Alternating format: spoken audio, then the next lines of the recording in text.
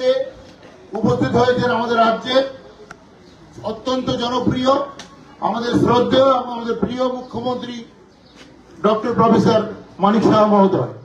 আমরা ফাউন্ডেশনের পক্ষ থেকে এবং এই র্যালিতে যারা অংশগ্রহণ করতে এখানে উপস্থিত রয়েছেন সকলের পক্ষ থেকে ওনাকে স্বাগত জানাচ্ছি। আমি সকলকে অনুরোধ করে একবার হাততালি দিয়ে মাননীয় মুখ্যমন্ত্রী মহোদয়কে এখানে স্বাগত জানানোর জন্য। আমাদের রাজ্য কোন অংশে পিছিয়ে নেই, যদিও সেই 1950 সাল থেকেই ওয়ার্ল্ড হেলথ অর্গানাইজেশন তার জন্মদিনে বিশ্ব স্বাস্থ্য দিবস পালন করে এসছে। সেই হিসেবে 75 বছর শেষ, আজ 76 বছরের শুরু এই বিশ্ব স্বাস্থ্য দিবসে। তাই এটা আজকের এই দিন একটা ঐতিহাসিক দিন। এই ঐতিহাসিক দিনে আবার বিশ্ব স্বাস্থ্য সংস্থা নতুন করে শুরু করতে যাচ্ছে হোপফুল হেলদি ফিউচার্স এবং হোপফুল হেলথ, বা যেখানে মূল বক্তব্যটাই হলো যে আমরা যাতে মায়েদের শিশুদের যত অনেক বেশি করে নিই, before pregnancy, during pregnancy, after pregnancy. কারণ সেটা দেখা গেছে বিশ্বে আজকেও 2025 দাঁড়িয়েও কিন্তু শিশু মৃত্যু, মাতৃত্বকালীন মৃত্যু বা তাদের অসুস্থতা এখনো সেভাবে কমে নাই। যদিও আমাদের সারা বিশ্বে একটা টার্গেট নেওয়া হয়েছে 2030 মধ্যে এই সংখ্যাটাকে অনেক বেশি কমিয়ে নেওয়া, কিন্তু সারা বিশ্বে দেখা যাচ্ছে প্রায় প্রতি 5টি দেশের মধ্যে 4টি দেশই এখনো সেই জায়গায় পৌঁছতে পারেনি, বা 3টি দেশ 2030 মধ্যে পৌঁছে পারবে কিনা সন্দেহ রয়েছে। সেটা বিশ্ব স্বাস্থ্য সংস্থার নিজস্ব বক্তব্য। কিন্তু সেই জায়গায় দাঁড়িয়ে আমাদের দেশ ভারতবর্ষ কিন্তু অনেক এগিয়ে।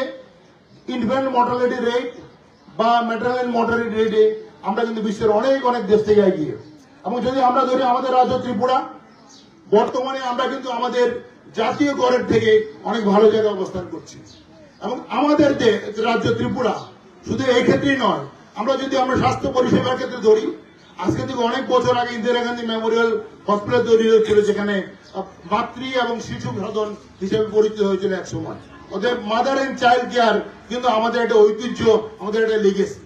এবং সেখান থেকে শুরু করে আমাদের মাননীয় মুখ্যমন্ত্রী এবারে যেটা করেছেন, একটা ঐতিহাসিক পদক্ষেপ গ্রহণ করেছেন যে জিবি হসপিটালের সঙ্গে 200 শয্যা বিশিষ্ট mother and child health care centre শুরু করতে যাচ্ছেন এবং তার কাজ এগিয়ে চলেছে।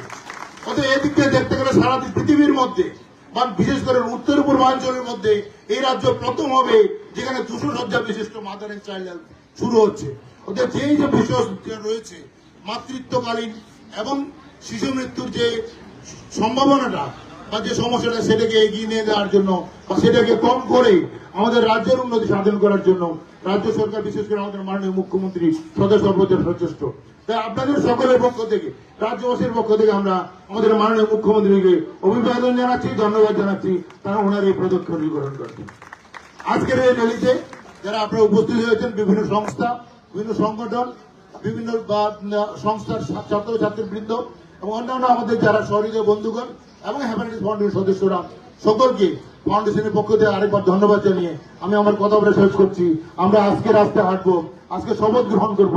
এই শপথ আজকের শপথ নয়, এই শপথ প্রতিদিনের শপথ। একদিন প্রতিদিন করেই আমরা এগিয়ে যাব আমাদের রাজ্যকে এগিয়ে নিয়ে যাওয়ার ক্ষেত্রে। রাজ্য সরকারের ভূমিকার সঙ্গে আমরা সবাই আমরা কাঠবেড়ির ভূমিকা গ্রহণ করে এগিয়ে যেতে পারবো, সেটা আমাদের আশা, বিশ্বাস। নমস্কার সবাই।